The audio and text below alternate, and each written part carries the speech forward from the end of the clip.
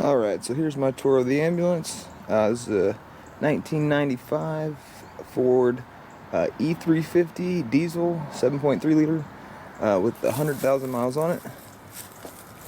Bought it for $5,000. And when I bought it, it was still very much an ambulance on the inside. Had to remove a few things. Definitely added a lot of stuff so far. I'm just going to take you around and kind of show you the outside right now since it's still light out, and then I'll show you the inside. So right here is just the two compartments that go to an inside cabinet. You can see right in here. There's the beer. The fridge is right in there.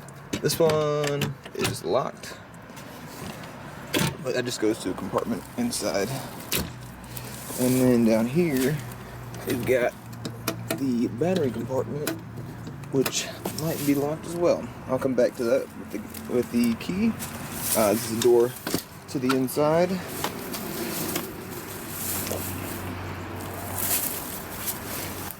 And I made these to block out my windows. It's just a piece of wood with some insulation, some reflective insulation on it. Fits right in there with Velcro. And then that way you can't see inside, and also it keeps the heat out a little bit. Got a small little compartment here, so I've just kept all my tools and stuff right now. The road flares, jacks, all that stuff. This one's pretty small compared to the rest. And this is one of the bigger compartments for sure. It's pretty much the whole height of the ambulance. It's about 7 feet tall. Looks to be about 1.5 feet wide. I think this is going to be a good place to put my rigs, parachutes, backpacks, and all that. You can kind of hang with this divider right here in the way. And then the two back doors open up. And that is the ambulance from the back. I've heard mixed feelings, and I kind of have mixed feelings about it on the size of it. I think it's a decent size, but I definitely don't think it's huge by any means. For one person, I think it's perfect. And then coming around to the side here, and back up, get a view of the back. So they had to change out the lights all to white that were, I guess, the red and blue before when they sold it. And they took all the stickers off, which I kind of like. This is another good sized compartment. Right now I've got tools in there, all the stuff that I'm using to build. When I bought it, there was an AC unit in here. And I took that out and realized there's some empty space down in here. So I actually framed this out, and that is now like a workbench, desk area on the inside. I'll show you that when we get inside. Also ran from an outlet here up to an outlet here for the desk. And then this compartment, I would say, is definitely the biggest one. Lots of space here. It already has the two air compressors in there, one for the air horn, the other one for the air ride suspension, and then a vacuum up in there that is unnecessary that I'll be taking out. That's the AC that was in here when I got it. It's just sitting there, non-operational right now. My plan right now is to have my water tanks right here for my sink, because the sink's going to be right above that. And if I can section it off, I might put my battery bank in there. I know water and batteries don't go together well, but we'll see if we can make that work.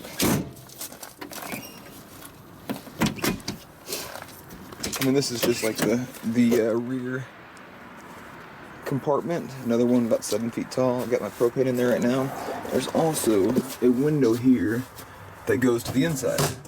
This was for the oxygen, to turn the oxygen tank on when it was an ambulance. So what I'm going to do is take my propane tank, mount it up there right next to it, so I can do the same thing, reach in and turn on my propane from the inside. Whenever I need it, turn it off when I don't. All of these compartments have lights in them too. You can see that one right there. I don't have the switch on right now for all the power, so none of them are running. But when you're ready to do that, you just come right in here, turn your full power switch on. You can hear the compressor running. And you can see that every time you open a compartment, the lights come on. On my switchboard on the inside, I've also got a deal that tells me external compartment open. So when I'm driving, it's already happened to me once. I was driving along and one of the doors was just a little bit cracked, That started blinking right away. It's super bright at night. Had to pull over and shut it. Also have door open. That's any of the 3 doors to get into the back. And then all my switches here work. I've got the master module for all of the back power. So when I flip that, that turns on my switchboard in the back. And then I can turn my lights on. I can turn everything on back here that I need. So that brings me right back to this switchboard. I just powered on. I've got rear heat, AC, inverter, vacuum pump, cabinet lights, which turn on all these lights for the cabinets here. I got my fluorescent lights, which is 2 up top. My dome lights, which are super bright.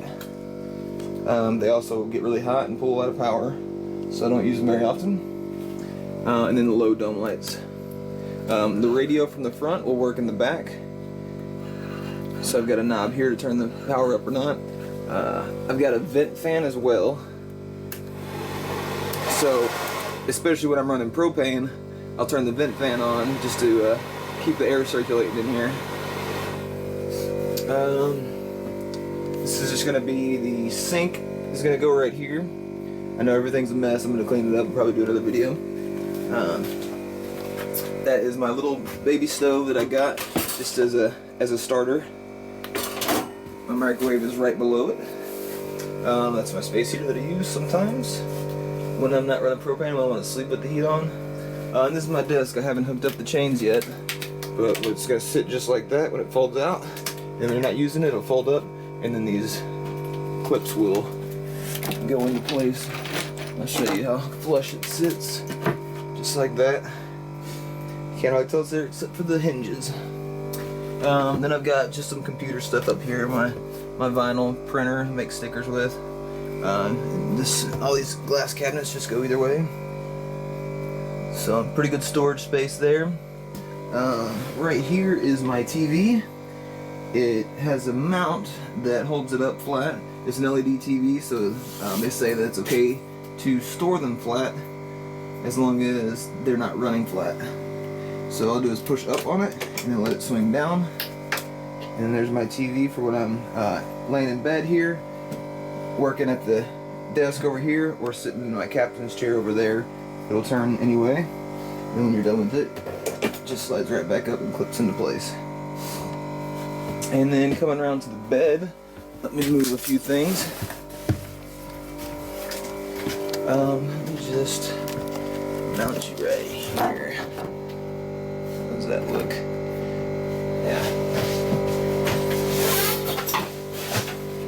So, whenever it's not being used as a bed, I kept the seats. That just slides up right there, locks into place. Then you can sit down. You can have a couple people sit on here in 3. I did take the seat belts out, so we can't technically drive like that. The captain's chair does still have a seat belt. But when you want to go to sleep, it just comes down right here, sits flush right up against. You unlock these, fold down, my legs come out, and there's my bed. I have about a 4.5-inch mattress with a little pad on it, and 2 pillows and all that, coming to be about 6 or 7 inches. The distance here is 7 inches, so it actually comes out perfect, where I can leave the pillows on and everything, fold it up, and lock it in. The seats go back up, and that is a huge, huge space saver in this little ambulance. And coming around from there, go back to the side door, have my refrigerator here, and then I just made a little storage space here with the extra space, a little cabinet. Coming up is my closet. I just sectioned it off for what my needs were. Socks and underwear, and then jackets and jeans and all that are on the bottom and the big ones, and then I have a small one for my t-shirts and all that. For the heat and AC in here, that's the AC up top. Heat is down at the bottom. There we go, finally some quiet. There's that glass door from the outside so that I can turn my propane on and use all that. Fold this captain's chair up real quick. I've got my toilet here. I just slide it out into the middle right there, and that's enough space to sit down and use it when you have to. And then in here is the mad scientist lab of wires for all the emergency stuff that came with it. That's about 3 feet tall, 2 feet wide that way, about a foot wide that way. Wall to wall electronics. It's kind of scary. I've had to come in here a few times just to plug in a couple things that were unplugged. You can see here whenever they sold it, when they decommissioned it, that they cut a lot of wires, and they didn't seem to really care much about the safety of it because they're all just sitting there bare. Those red ones obviously are power, and they're just cut. They're not covered up. So that's something that needs to be fixed soon. And it's definitely on the list with about a million other things. Coming back up front, I have my board for the sirens and also the PA system. So I can turn this to horn, radio, phaser, all the different police siren sounds you hear. I usually leave it on PA so that I can talk through the speaker. And I have my gauges for power of amps, volts, and then also the hours that the motor's been running. And back up here, the whole top one is all my lights. Most of them work. I don't have a front light bar anymore, and the headlight flashers don't work. Everything else works. Comes with a cool little reading light for your passenger. And this is my tachometer here. I guess since the truck didn't come one, they for some reason felt the need to put one in here. They bought this, mounted it on top. You have to turn it on every time. Half the time I forget, but it's really not important in my mind. I replaced my old mirror. Actually, it just covers it up. Put this new mirror on, and what this is a TV screen. Because when you're looking out the back, you can't really see much anyway through that mirror. So I got this TV screen. A movie's gonna start playing now because I've got a movie loaded on it. But when I put the ambulance in reverse, it goes to my backup camera. And want to wire it as well to when I turn on my blinker, it goes to the backup camera, and I can see whenever there's a car, too close or whatever. You can get a better angle there. It's playing a movie.